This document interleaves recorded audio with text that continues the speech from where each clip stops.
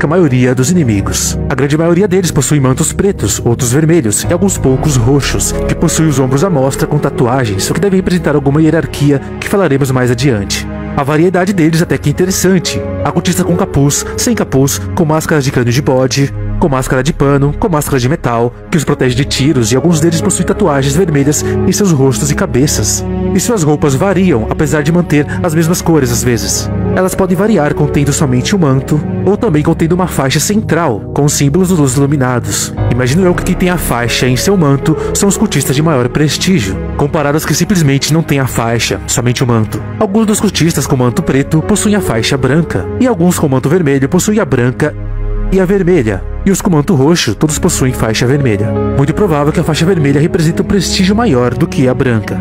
E eles são bem equipados, possuem armas como uma bola de ferro com espinhos, grandes escudos, bestas, e alguns usam foice. Interessante notar que essas são armas medievais, mas é interessante que alguns poucos deles adotaram das tecnologias modernas de guerra, usando rocket launchers e inclusive uma minigun. Quem será que os forneceu esses armamentos pesados? Provável que vieram da ilha. Bom, o que normalmente sabemos é que todos os cultistas fazem parte do culto dos Luzes Iluminados, por isso são chamados assim. São subordinados de Saddler de Salazar, e são exatamente como os ganados da vila. Eles possuem plagas subordinadas dentro deles, e são controlados pela plaga mestre, ou seja, por Saddler e Salazar, e talvez Bitores Mendes também. Sabemos que Bitores Mendes possui controle sobre todos os ganados da vila, mas talvez não os do castelo, porque a plaga dos ganados da vila são diferentes das do cultistas do castelo. Quando a plaga dos ganados se expõe, ela é dessa forma, possui um tentáculo afiado e essa aparência grotesca. Porém, os cultistas não possuem esse tipo de plaga. Eles possuem dois outros tipos. O primeiro é esse. Essa plaga bem feia, e quando se expõe é capaz de devorar a cabeça do adversário, matando instantaneamente. Porém, em contrapartida, é a plaga mais lenta de todas, sendo relativamente fácil de sair de seu caminho. É interessante notar que ela se parece muito com a plaga que sai das costas do Eu Gigante. Teorias mais pra frente.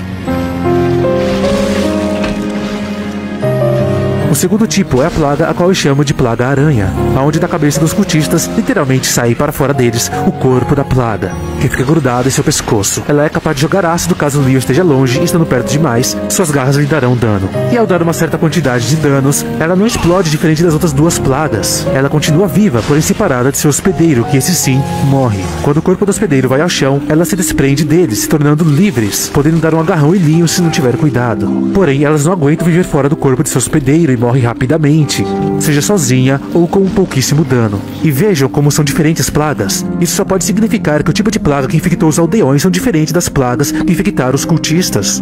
Mas agora vamos ler o que o Resident Evil 4 Digital Archives, um arquivo oficial lançado pela Capcom, que conta um pouco sobre cada inimigo, tem a dizer sobre os cultistas.